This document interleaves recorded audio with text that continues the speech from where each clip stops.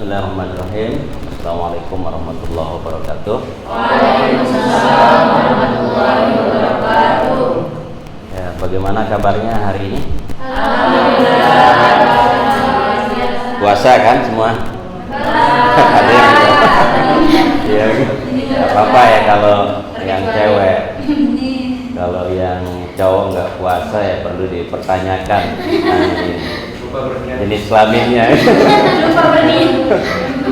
Iya ya. Baik ya. Jadi sebagaimana biasa ya, sebelum kita mulai perkuliahan, mari kita buka dengan bersama-sama membaca Sholatul Nahdlatain. Saya minta Korti memimpin kita untuk membaca Sholatul Nahdlatain. Silahkan. Bismillahirrahmanirrahim. Assalamualaikum warahmatullahi wabarakatuh. Waalaikumsalam warahmatullahi wabarakatuh. Sebelum kita mulai perkuliahan pada siang hari ini, mari kita sama-sama berdoa. Bismillahirrahmanirrahim.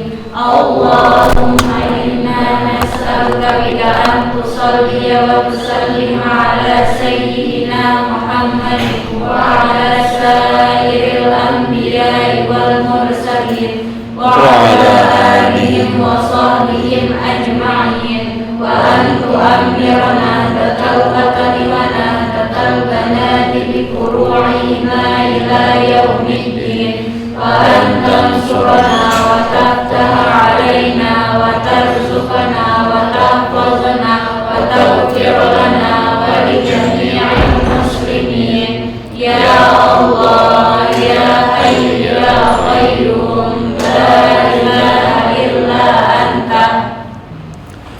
Baik, terima kasih. Jadi pada pertemuan kali ini kita akan membahas mengenai manajemen pendidikannya. Jadi kebetulan kan kalian sedang ada mata kuliah asistensi mengajar ya. Mata kuliah ini menjadi sangat relevan sehingga interaksi di sekolah ya, di tempat kalian asistensi mengajar itu lebih bermakna gitu. Nah, karena mata kuliah ini memiliki tujuan untuk bagaimana sebenarnya nanti kita memanage pendidikan itu sendiri, baik kita sebagai guru, apalagi sebagai kepala sekolah jelas ya. Nah, jadi dan saya yakin kalau mendengar istilah manajemen ini, sebagian besar di antara kalian ini kan aktivis ya,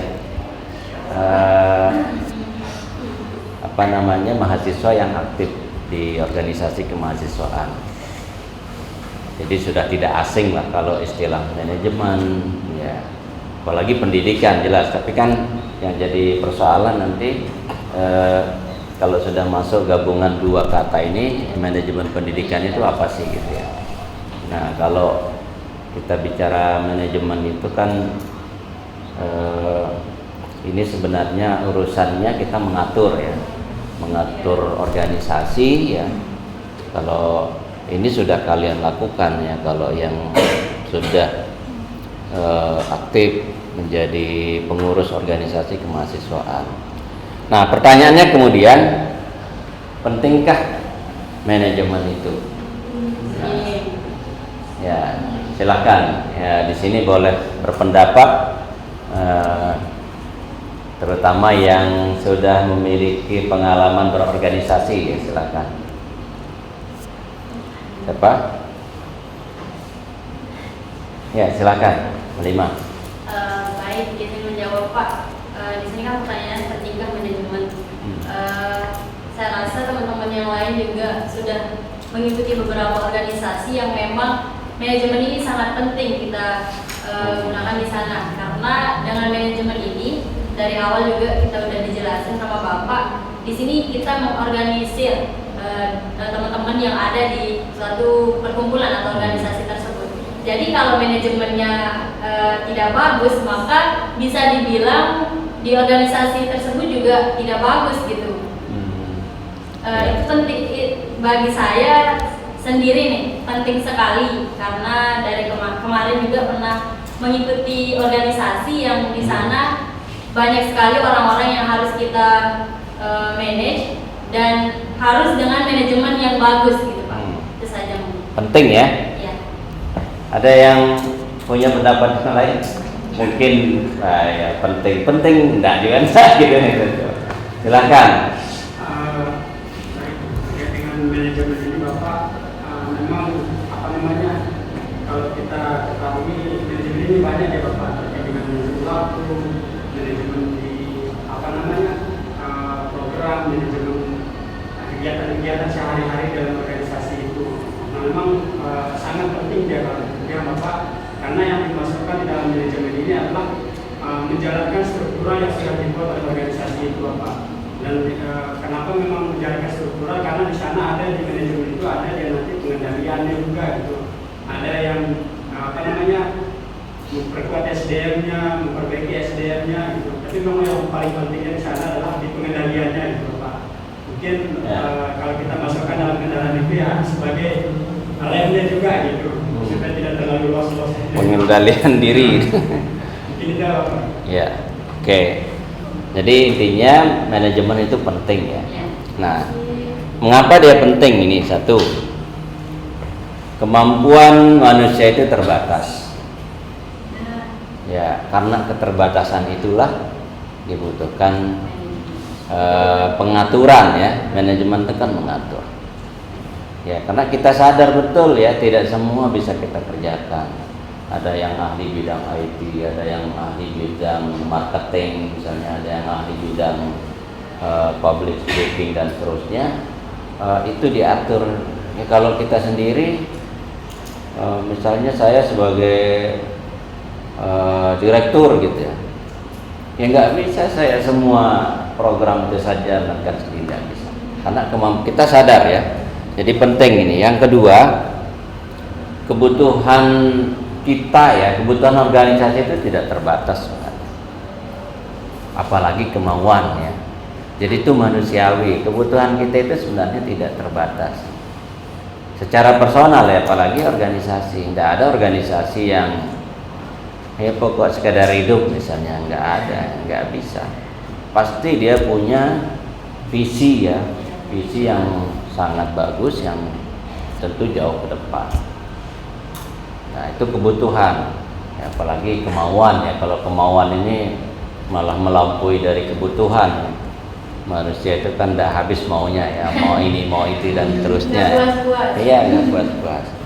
Nah, makanya itu perlu di manage. Nah, kemudian usaha untuk memenuhi kebutuhan itu juga tidak terbatas dan terbatasnya kemampuan. Maksudnya usaha untuk memenuhi kebutuhan yang tidak terbatas itu banyak ya. Kalau dibuat kalimat sederhana itu banyak jalan menuju Roma sebenarnya maksudnya. Usaha untuk itu tidak terbatas. Tapi kemampuan kita yang terbatas gitu kan. Nah, jadi kalau kita punya tim itu yang kita atur, kamu ke sana, kamu ke situ deh, karena sekian banyaknya cara yang bisa kita lakukan sebenarnya kan, itu sehingga kita atur. Nah, kemudian manusia harus membagi pekerjaan, tugas dan tanggung jawab itu pasti ya, untuk menjawab yang usaha sebenarnya tidak terbatas, tapi kemampuan kita yang terbatas. Atau ladang prosesnya itu tidak terbatas. Nah, kemudian ada kerjasama dan ketertarikan formal dalam satu organisasi. Nah, yang terakhir itu pekerjaan yang berat dan sulit dapat diselesaikan dengan baik, serta tujuan yang diinginkan itu tercapai. Ya. Jadi itulah mengapa manajemen itu penting dalam rangka ya membangun harmonisasi, ya, hubungan baik, membagi tugas sehingga tujuan bersama itu bisa tercapai.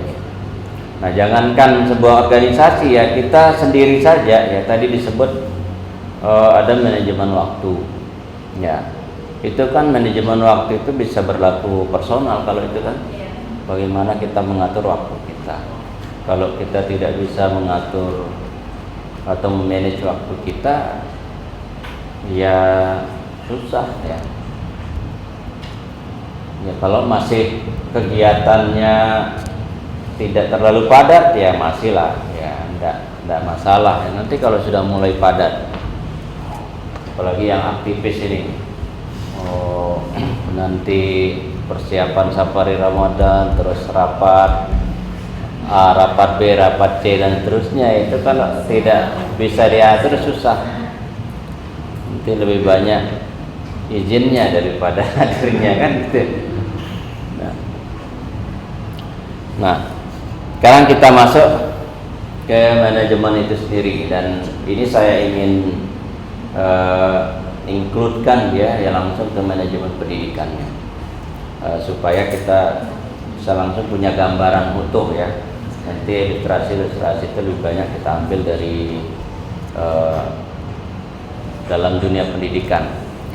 Nah, manajemen itu berasal dari kata to manage ya, artinya mengatur ya. Tadi kita sudah sering ulang-ulang istilah mengatur itu. Nah, kemudian pertanyaannya paling tidak ada 5 di situ. Ya, apa saja yang akan diatur ya? Apa saja yang akan diatur ya? Kalau dalam konteks pendidikan, ya, apa saja yang kita atur di pendidikan dalam skop yang lebih terbatas sekolah ya. Apa yang harus diatur di sekolah itu? Lebih kecil lagi, sebagai guru mata pelajaran apa yang kita atur? Apa yang kita manage dalam kelas sebagai guru mata pelajaran matematika misalnya? Apa yang harus diatur? Nah, kemudian mengapa harus diatur? Terus siapa yang mengatur? Bagaimana caranya dan di mana diatur? Nah, yang pertama, apa yang diatur itu sebenarnya 6M ya. Tapi banyaklah ya nanti yang tergantung dari kondisinya. Kalau ada kondisi tidak memenuhi 6M nggak masalah, misalnya menjadi 5M atau 4M, tergantung tempat kita nanti ya, tempat kita disesuaikan. 6M itu apa saja? Pertama, manusia atau orang. Kalau di dalam sekolah, katakanlah saya pada posisi kepala sekolah. Siapa yang harus saya atur di situ? Pertama, manusia. Siapa saja manusia yang di sana? Guru. Ada TU. Ada murid. Apalagi? Ya, wakil kepala sekolah ya. Siapa lagi manusia di situ? Penjaga kebun, penjaga sekolah itu kan manusia juga kan? Iya. Terus apa lagi? Satpam ya, itu manusia semua itu. Tukang kantin itu juga manusia yang jualan. Nah, perpus dan pokoknya manusia ya. Selain manusia jangan diatur dulu, nanti ada tempatnya, itu baru manusia. Jadi kan tidak sedikit itu ya, kalau kepala sekolah hanya mengatur guru ya tidak selesai urusan sekolah. Kalau kepala sekolah hanya mengatur murid, nanti apa yang diatur oleh guru kan susah ya. Kok ini kepala sekolah ngatur murid aja ya? Pokoknya guru terima beres, yang ngatur murid itu kepala sekolah, ini nggak bisa begitu. Nah, itu manusia ya. Jadi mengaturnya ya tentu kita harus membangun mindset yang sama, frekuensi yang sama, sesuai dengan kapasitas masing-masing. Ya, guru bagaimana? Ya, guru silahkan sesuai dengan tupoksi masing-masing ya, menyiapkan administrasi pembelajaran, melakukan pembelajaran dengan aktif dan inovatif gitu ya, menggunakan media oh jangan ketinggalan zaman gitu, dan terusnya lah itu guru-guru. Nah, kemudian wakil kepala gimana ya, sesuai dengan urusannya. Wakil kurikulum ya silakan terus melakukan kajian kurikulum, mengatur penjadwalan guru-guru. Ya wakil kesiswaan juga begitu, mengatur siswa. Baru kemudian uang ya atau biaya ini diatur. Setiap organisasi itu karena dia termasuk yang diatur uang ini, maka bisa dikatakan setiap organisasi itu tidak boleh tidak punya uang, tidak boleh tidak punya biaya gitu. Iya kan? Ya kalau nggak ada kan nggak ada diatur. Tapi bukan itu masalahnya. Ya dalam rangka menjalankan roda organisasi kan pasti butuh biaya. Metodenya, kenapa metode perlu diatur ya? Ini metode ini kan cara sebenarnya. Perlu diatur maksudnya gini. Saya sebagai kepala sekolah itu tidak bisa semau-maunya juga ya, mentang-mentang kepala sekolah. Pokoknya di bawah saya itu adalah bawahan. Ya, karena dia bawahan, ya mau-maunya saya dong. Siapa Roni gitu. Misalnya guru saya ada namanya Roni gitu. Pak Roni atau Roni gitu ya, karena saya merasa kepala sekolah ya. Coba sapu dulu tangan sama guru saya suruh nyapu kan. Tapi karena saya kepala sekolah ya maunya saya dong kan gitu ya, saya suruh guru saya nyapu padahal sudah ada tukang sapu. Kayak gitu metodenya ini. Jadi metode ini perlu diatur ya. Kalau menegur itu, kalau ada guru yang keliru ya cara menegurnya diatur. Jangan menegur di depan seluruh dewan guru, apalagi di situ ada siswa. Mungkin dipanggil kan gitu. Itu maksudnya metode yang harus diatur itu. Nah, kemudian bahan ini kan banyak. Bahan ini juga bisa kembali ke manusia. Bahan ini juga bisa kembali ke biaya. Nah, kalau bicara konteks sekolah, maka bahan ini akan banyak ke media-media atau sarana prasarana yang ada di sekolah. Gitu. Nah, yang terakhir itu market atau pasar ya. Jadi ini memang pilihan katanya vulgar begini ya, tetapi maksudnya kalau sekolah itu market itu kan pasarnya masyarakat. Ya kita juga kampus ini kan masyarakat. Nah, bagaimana mengatur masyarakat? Ya tentu kita mulai dari sekolah kita. Supaya masyarakat memiliki mindset atau pemahaman sekolah ini memang sekolah bagus gitu kan. Ya kita atur. Tidak bisa kita langsung terjun ke masyarakat mengatakan sekolah kami ini sekolah bagus, sekolah juara, guru-gurunya bagus-bagus. Tidak bisa begitu. Ya harus diatur dari dalam.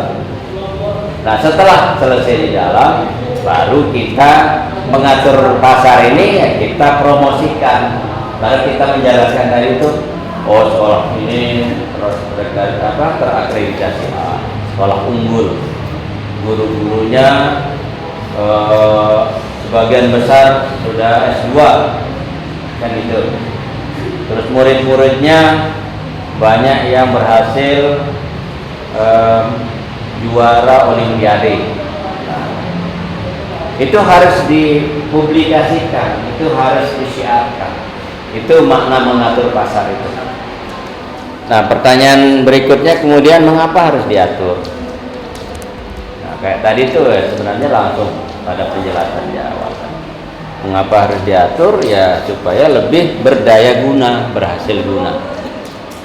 Supaya lebih efektif lah intinya ya. Lebih efisien, lebih efektif.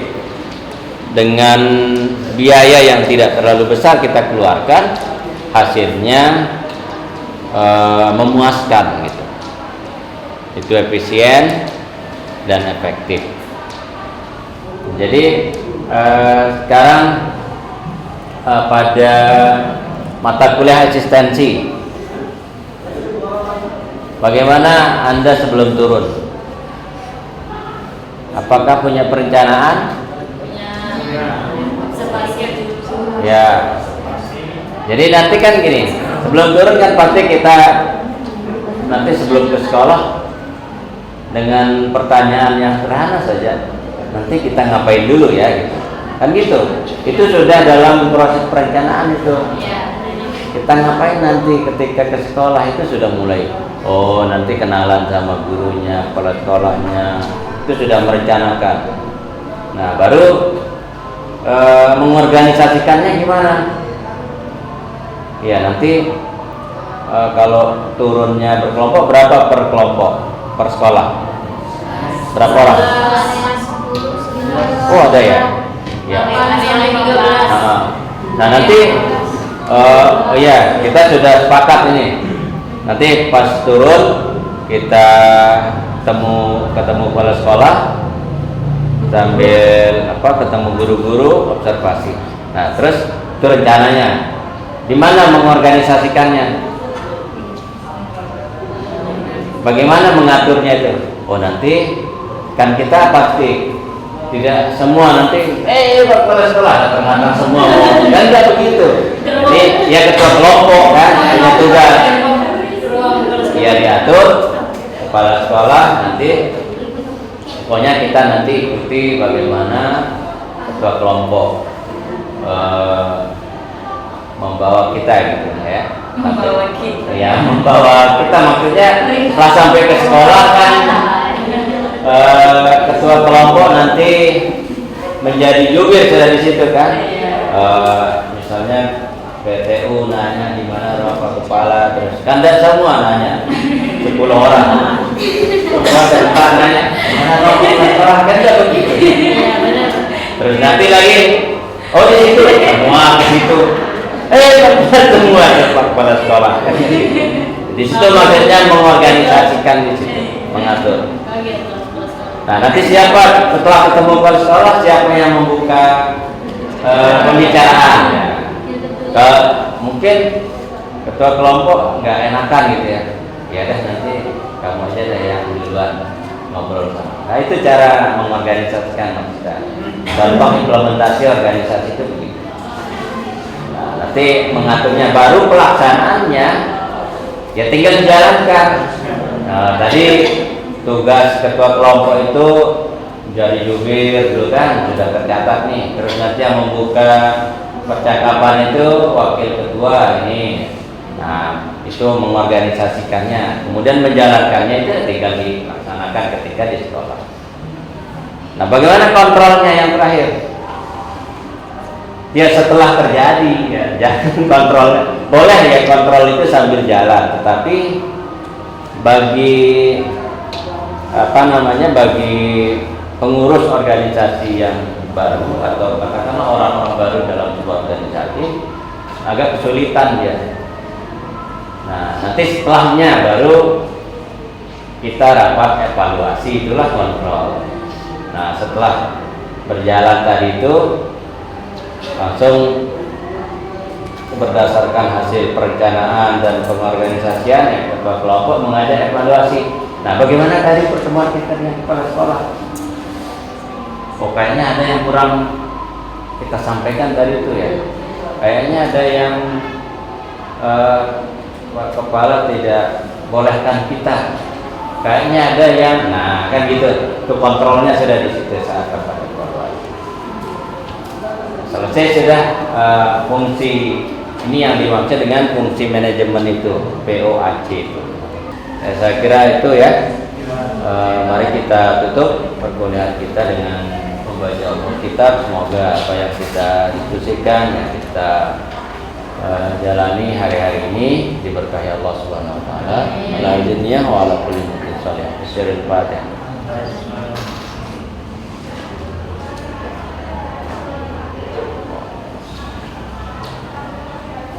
Allahumma barik wa hadi ila sabilir rasyad. Assalamualaikum warahmatullahi wabarakatuh. Waalaikumsalam.